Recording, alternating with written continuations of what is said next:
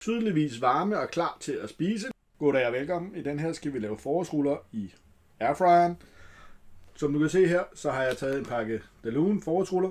Det her det er pandemodellen. Jeg vil faktisk anbefale, at man bruger den til ovn, men jeg vil faktisk også gerne vise, at man godt kan bare lave det med den her.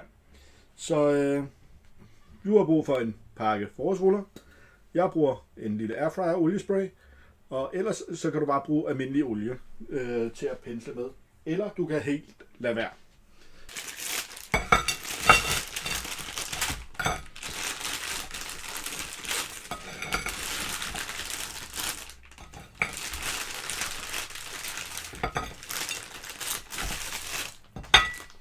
Jeg tager mine forårsruller, så sprayer jeg lidt olie på.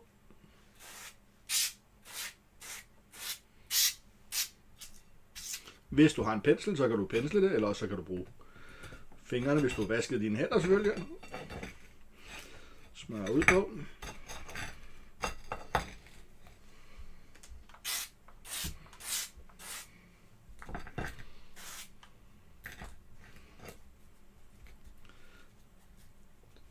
Ganske simpelt. Herefter tager jeg min airfryer, lægger dem ned i og sætter dem ind i ovnen på 180 grader. Og så giver jeg den først 8-10 minutter. Så tager jeg den ud, så vender jeg dem lige rundt. Og så giver jeg dem 8-10 minutter mere.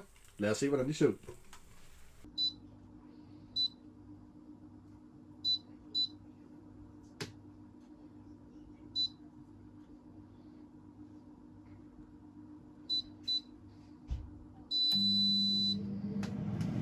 Så har de været i airfryeren i små 10 minutter. Jeg vender dem rundt. Nu er de ikke frosne mere. Vender dem rundt.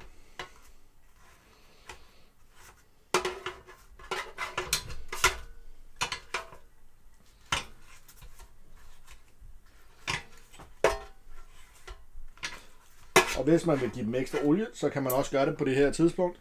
Jeg er rimelig tilfreds med det, der er på min nu. Og så sætter jeg den ind igen i 8-10 minutter. Og så må jeg holde øje med dem de sidste par minutter og se, hvornår jeg synes, de er tilfredsstillende til mig.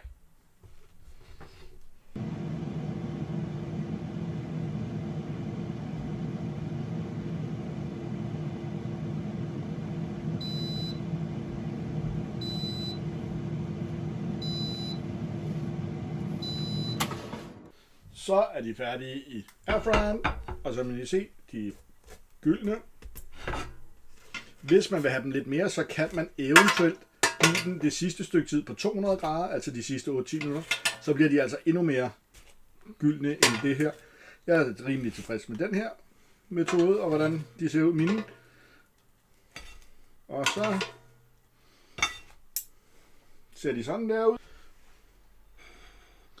Tydeligvis varme og klar til at spise. Lad os prøve at skære den op. Se, det går helt ud af enden her. Jeg fik simpelthen mast det helt ud af den. Lægger vi tilbage. Og så er den altså klar til, at du kan tage og fylde den topping, du har lyst til. Om det er soja, eller om det er sursødsauce, eller lignende. Bon appetit! Husk at gå ind på Mad i Hjemmet, hvis du vil se flere opskrifter. Tak for i dag.